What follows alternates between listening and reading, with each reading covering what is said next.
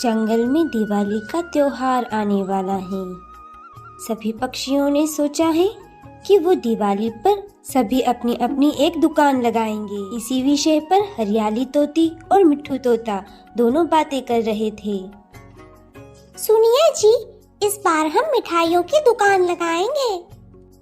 मैं अपनी माँ से इस बार स्पेशल गुजिया की रेसिपी सीख कर आई हूँ।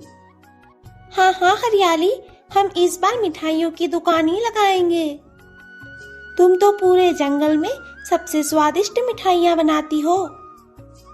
मिट्ठू तोता और हरियाली तोती दोनों ही मिठाइयों की दुकान लगाने वाले हैं। कालू जी, इस बार हम किस चीज की दुकान लगाने वाले हैं? गौरी, मैं सोच रहा हूँ इस बार हम पटाखों की दुकान लगाएंगे। बच्चों को पटाखे बहुत पसंद होते हैं। हमारे सारे पटाखे जल्दी ही बिक जाएंगे। और पटाखों की दुकान का नाम रखेंगे कालू भाई पटाखे वाला। इस बार गौरी और कालू ने सोचा है कि वो अपने पटाखों की दुकान लगाएंगे। लूसी कबूतरी और कबूतर ने भी सोचा है कि इस बार वो भी दिवाली पर अपनी एक दुकान लगाएंगे। लूसी, इस बार अपना बजट कम है, इसलिए मैं दूसरे जंगल से रंगोली के रंग खरीद कर लाऊंगा और हम उसी की दुकान लगाएंगे। इस बार लूसी और कबूतर ने भी सोचा है कि वो दोनों भी रंगोली के कलर की दुकान लगाएंगे। मम्मा, सभी लोग अपनी अपनी दुकान लगा रहे हैं दिवाली की साज सजावट की। हम किस चीज की दुकान लगाएंगे? गुड़िया बेटी, अपने पास तो इतने पैसे नहीं हैं कि हम दुकान लगा सकें। इसलिए मैं सोच रही हूँ इस बार हम दुकान नहीं लगाएंगे। मम्मा, क्यों नहीं हम इस बार मिट्टी के दियों की दुकान लगाएं? अरे वाह गुड़िया बेटी, आइडिया तो तुम्हारा अच्छा है। मैं आज ही दियों के लिए मिट्टी लेकर आऊंगी। चिड़िया मिट्टी के दिए बनाने के लिए मिट्टी लेने चली जाती हैं और मिट्टी लाकर दिए बनाना शुरू कर देती हैं। रानू चिड़िया अपनी मेहनत से मिट्टी के दिए बना देती हैं। सभी जंगलवासी अपनी अपनी दुकान लगाने के लिए तैयार थे। चिड़िया ने भी अपने मिट्टी के दियों की दुकान लगा ली थी। थोड़ी ही देर में मिट्टी के दियों की बिक्री होना शुरू हो जाती है और रानू चिड़िया के दिए हाथों हाथ बिक जाते हैं, क्योंकि रानू चिड़िया ने अपने मिट्टी के दिए बहुत ही सुंदर सुंदर बनाए थे।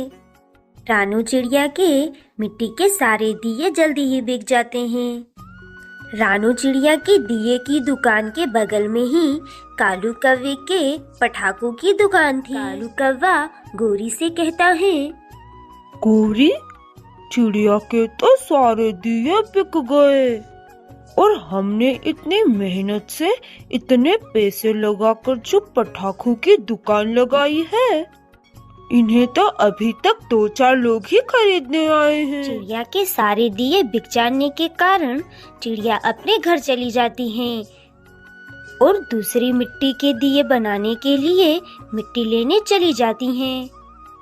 चिड़िया जब मिट्टी लेने जाती हैं तो चिड़िया का एकदम पाँव फिसल जाता है और चिड़िया नीचे गिर जाती है, जिससे रानू चिड़िया के पाँव में जोरदार चोट लग जाती है, जिससे रानू चिड़िया चल भी नहीं पाती है।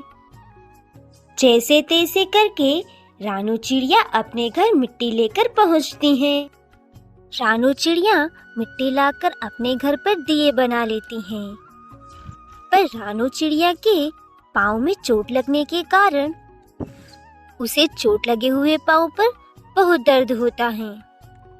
पर अपने दर्द को अनदेखा कर रानू चिड़िया फिर भी दिए बनाती हैं। बहुत देर गुजरने के बाद रानू चिड़िया आखिरकार दिए बना ही लेती हैं।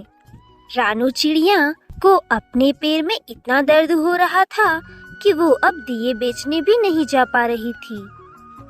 तभी कालू कौवा वहाँ आ जाता है। अरे रानू, तुम्हें क्या हुआ है?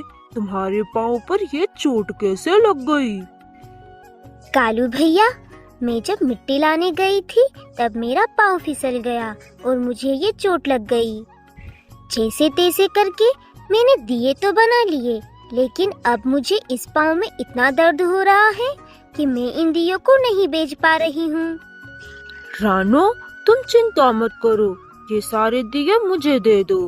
वैसे भी तुम्हारे दियों की दुकान मेरी दुकान के बगल में ही है। मैं तुम्हारे ये सारे दिए बेच दूंगा। कालू कौवा रानो चिड़िया के दिए लेकर चला जाता है और अगले दिन अपनी दुकान के पास ही दियों की दुकान भी लगा लेता है। रानो चिड़िया ने जो दिए बनाए थे वो एक एक करके सारे बिक जाते हैं।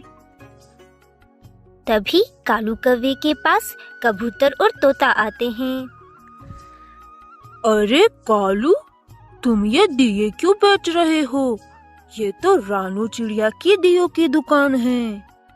तभी कालू कौवा कबूतर से कहता है, अरे कबूतर भाई, रानो चिड़िया को पाँव में चोट लग गई है और इसीलिए मैं उसके बनाए हुए दिए बेच रहा हूँ। शाम होने के बाद सारे ही पक्षी अपनी अपनी दुकान बंद करके एक जगह इकट्ठा हो जाते हैं।